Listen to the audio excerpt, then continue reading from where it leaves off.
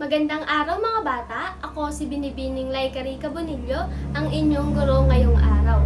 Ngayon ay sasagutin natin ang 11 katanungan tungkol sa panahon ng pagbabagong diwa. Unang katanungan, paano nagsimula ang kasaysayan ng panahon ng pagbabagong diwa? Ano ang naging bunga nito?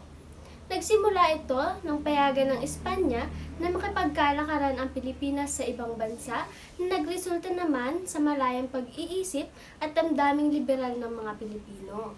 Nakaranas din ang mga Pilipino na makipagkomunikasyon at makipagkalakaran sa ibang bansa na nagdulot sa mga Pilipino na hangarin ang pantay-pantay na pagtingin.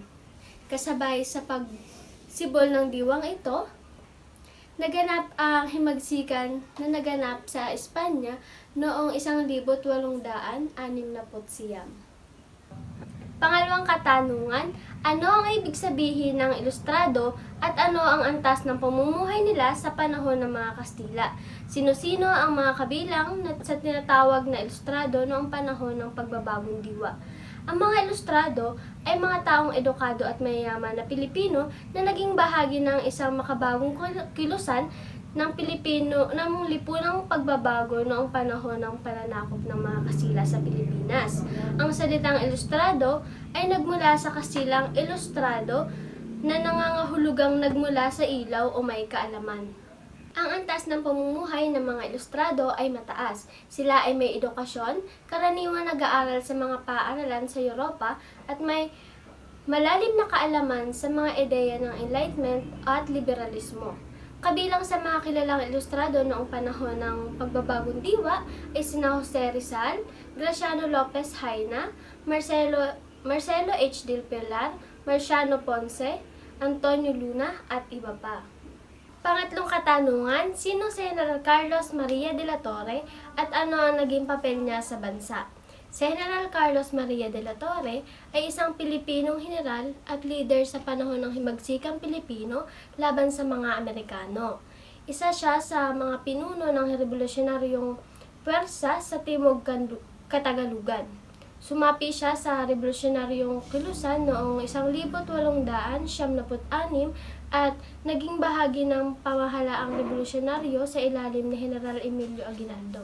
Isa siya sa mga leader sa labanan ng Pasong Tirad noong Pebrero 1877, kung saan siya ay namatay sa pakikibaka laban sa mga Amerikano. Ang papel niya sa bansa ay bilang isang bayani ng himagsikan at tagapagtanggol ng kalayaan ng Pilipinas laban sa mga dayuhang pananakop. Kaapat na katanungan, sino si General Rafael de Izquierdo at ano ang naging papel niya sa bansa sa panahon ng kanyang pamumuno? Si General Rafael de Izquierdo ay isang Espanyol na militar at kolonisador na nagsilbi bilang Gobernador General ng Pilipinas mula 1866 hanggang 1869. Isa sa kanyang pinakamahalagang papel sa panahon ng kanyang pamumuno ay ang pagsulong ng mga infrastrukturang proyekto sa bansa, kabilang ang pagpapatapos ng mga kalsada at tulay. Kalimang katanungan, ano ang dahilan ng pagkakabitay ng tatlong paring martir? Ang tatlong paring martir ay kilala sa tawag na gumbursa, na binubuo ni na Padre Mario Gomez, Padre Jose Burgos, at Padre Jacinto Zamora. Sila ay kinulong at pinagbintangang magtangkang magsagawa ng rebelyon laban sa pamahalaang Espanyol sa Pilipinas. Dahil dito, sila ay kinastigo at binaba sa hukuman ng kamatayan sa pamamagitan ng pagkakabitay noong Pebrero 17, 1872.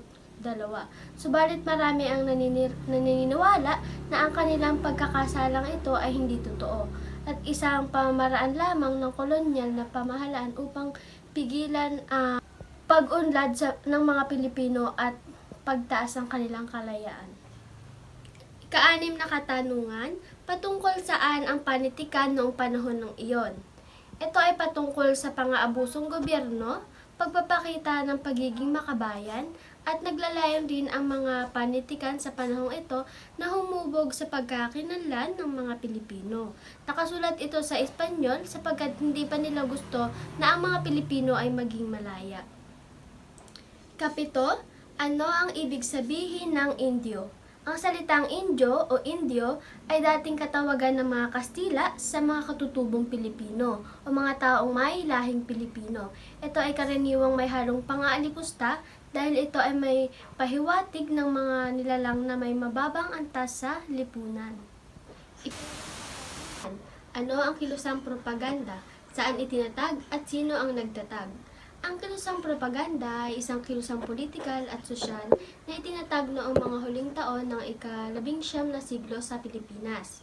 Itinatag ito sa Europa, particular sa Madrid, Espanya, at ang mga pangunahing nagtatag nito ay sina Marcelo H. del Pilar, Graciano Lopez Haina, at Jose Rizal. Layunin ng kilusang ito na ipakilala sa mga Espanyol ang mga hinaing at kahilingan ng mga Pilipino, tulad ng pagkakapantay-pantay at pagkakamit ng karapatan. Ginamit ng kilusang propaganda ang mga aklat, artikulo at iba pang anyo ng panitikan upang maiparating ang kanilang mensahe. Ika-9 na katanungan, layunin ng kilusang propaganda. Ang layunin ng kilusang propaganda ay kilalanin ng mga Espanyol ang Pilipinas bilang bahagi ng Espanya. Layunin nito na magkaroon ng pantay-pantay na pagtingin sa mga Pilipino. Isa pa sa layunin nito ay magkaroon ng representasyon ng Pilipinas sa Cortes, sekularisasyon ng mga parokya, pagkakaroon ng sistema ng edukasyon na labas sa impluwensya ng mga praile, at pagkakaroon ng kalayaan. Kasampung katanungan, 3 uri ng mga taong kasapi sa kilusang propaganda. Una, mga Pilipinong nag-aral sa Espanya. Pangalawa, mga mistiso at insulares na kilalang tunay na Kastila dahil ipinanganak sa Pilipinas. Pangatlo, mga tumakas sa Pilipinas upang umiwas sa pamahalaan ng mga Kastila. Huling katanungan, sino-sino ang kabilang sa mga propagandista? Jose Rizal, Graciano Lopez Haina, Marcelo H. del Pilar, Mariano Ponce, at magkapatid na Juan Luna at Antonio Luna ang ilan sa mga kasapi dito.